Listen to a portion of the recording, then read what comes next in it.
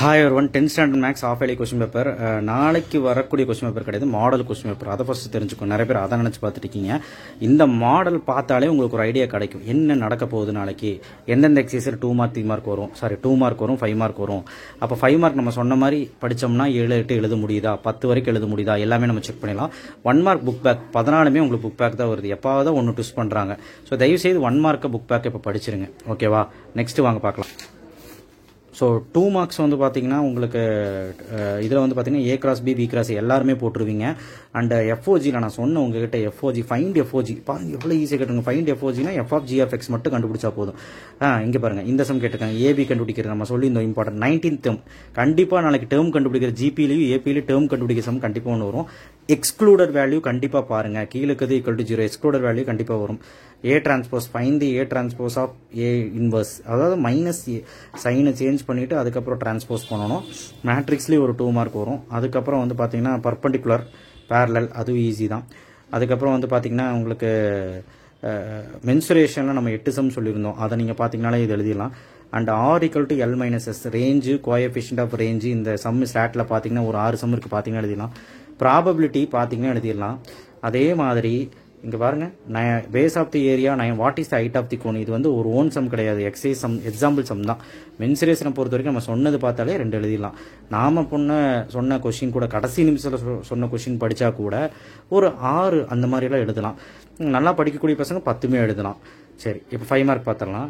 5 மார்க்கில் ஃபஸ்ட்டு சாப்டரில் 2மே வந்திருக்கு. ஏரோ டயக்ராம் ஏ கிராஸ் இது 2மே நீங்கள் போட்டுருவீங்க. 5 5 3 3 நாளைக்கு வரப்போகுது, எல்லாருமே பார்த்துக்கோங்க. 2.9 இருக்குது. ரேகா சம் நாளைக்கு வரப்போகுது, பார்த்துக்கோங்க. 2.9 இருக்குது, இது 2.8 இருக்குது. 5 5 அதுக்கப்புறம் ஸ்கொயர் ரூட்டில் ஏபி கண்டுபிடிக்கிறது எம்என் கண்டுபிடிக்கிறது நாளைக்கு பார்த்துக்கோங்க, வரப்போகுது. அதேமாதிரி மேட்ரிக்ஸில் இதே சம் வரலாம். இது வந்து ஒரு ஓன் சம், இதே இல்லை புக்கில் சம் தான் நினைக்கிறேன், தெரில, பார்த்துக்கோங்க. இது ஓன் சம்மாக கூட இருக்கலாம், இதே வரும் ஓன் சம்மாக இருக்கலாம், பட் 0 வர மாதிரி பார்த்துக்கோங்க. And AB transpose B transpose A டிரான்ஸ்போஸும் பார்த்துக்கோங்க. பித்தகாரஸ் தியரம் ஏபிடி தேல்ஸ் தியரம் பார்த்துக்கோங்க.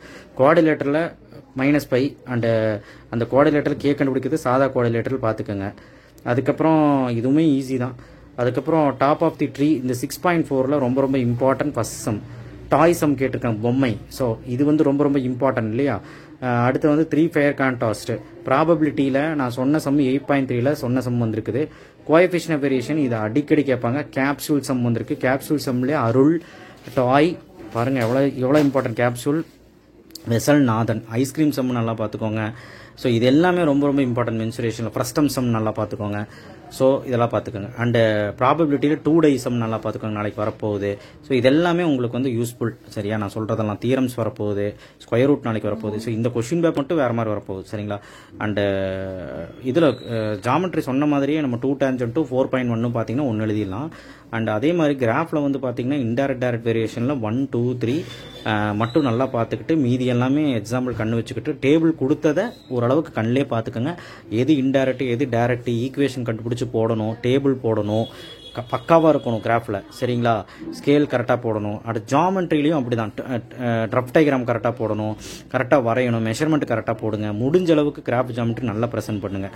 ஸோ யாருமே ஃபெயில் ஆக வாய்ப்பே கிடையாது, சரிங்களா? இந்த கொஸ்டின் பேப்பர் வைஸ் தான் வரப்போகுது. இதே கொஸ்டின் பேப்பர் மாதிரி மாடல் கொஸ்டின் பேப்பரை எடுத்துக்கிட்டு இதே மாதிரி பேட்டர்னில் தான் வரப்போகுது. ஸோ இதே மாதிரி புரிஞ்சுக்கிட்டு படிங்க. தேங்க்யூ. ஷேர் பண்ணுங்கள், சப்ஸ்கிரைப் பண்ணுங்கள், மறக்காமல் பெல் ஐக்கனை ப்ரெஸ் பண்ணுங்கள்.